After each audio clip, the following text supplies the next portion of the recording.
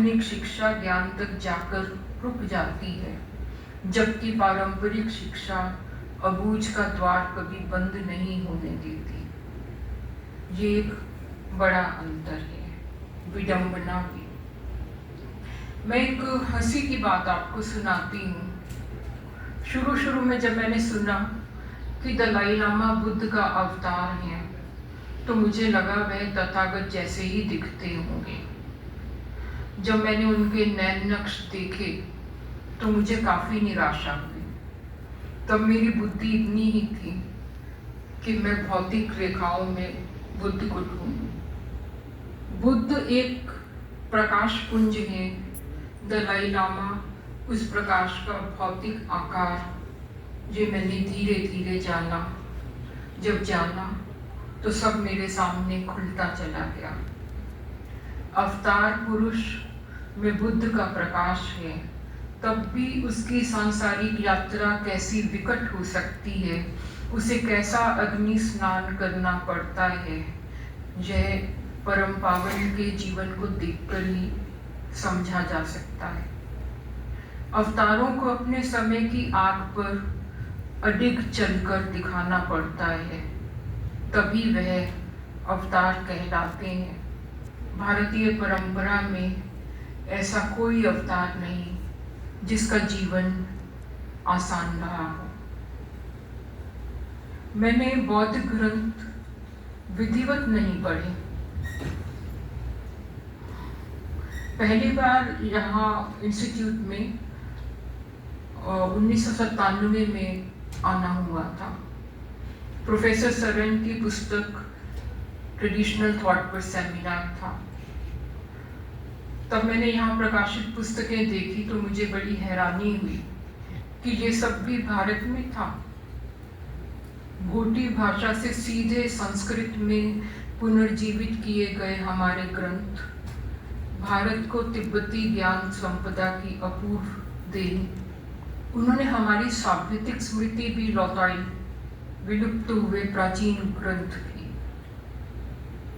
फिर मैंने देखा यहाँ इंस्टीट्यूट में माइक्रोफिश में प्राचीन ग्रंथ थे और कई जगह मैक कंप्यूटर, जो तब तक मैंने भारत में कहीं नहीं देखे थे।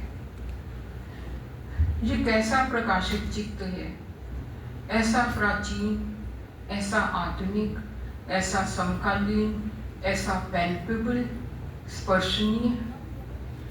टैगोर ने इसे शांति निकेतन में पुनः प्रतिष्ठित किया था और अब दलाई लामा के निर्देशन में रिनपोचे ने सारनाथ में। क्या यही वह क्लियर लाइट है, वह मौलिक तेजस जिसकी बात महात्मा बुद्ध करते हैं? क्लियर लाइट भी तभी पकड़ में आती है जब वह भौतिक आकार ले, उसका मानव शरीर झंझावातों में से गुजरे और उसकी ज्योति निष्कंप बनी रहे। दलाई लामा की निश्चल बोली, किसी दूर देश की मुस्कान, बच्चे की तरह किसी साधु महात्मा की दाढ़ी छेड़ देना, भीड़ में किसी लूले के ठूंठ हाथ पकड़कर सहलाने लगना, ये सब क्या है? सहज परमार्थ। मैं ही बनूं वैद्य, मैं ही दवा, परिचारक भी मैं बनूं बीमार एक, विश्व का सबके स्वस्थ होने तक। शांति देव के शब्द, समय पर से गुजरती दलाई लामा की छाया, करुणा में। मेरे जैसे व्यक्ति को विश्वास नहीं होता वह एक ही समय में इतने काम निष्पन्न कर सकते। बौद्ध ग्रंथों की देशनाएं, कूटनीतिक विनिमय, चीन जैसी आतताई ताकत के सामने अहिंसा पर अडिग, जिस तिब्बत में उनकी तस्वीर तक रखना वर्जित है, वहाँ की जनता के दिल में उनकी उजली छवि हर वक्त। क्या आज हम ऐसे स्वतंत्र भारत की कल्पना कर सकते हैं जहाँ निर्वासित होकर दलाई लामा न आए होते? मैं नहीं कर सकती, तब ये देश, ये समाज कैसा रहा होता। यह देश विस्मृति से अर्धमूर्छित पश्चिमी सभ्यता की पूंछ में बंधा समाज होता, न कौवा न मोर।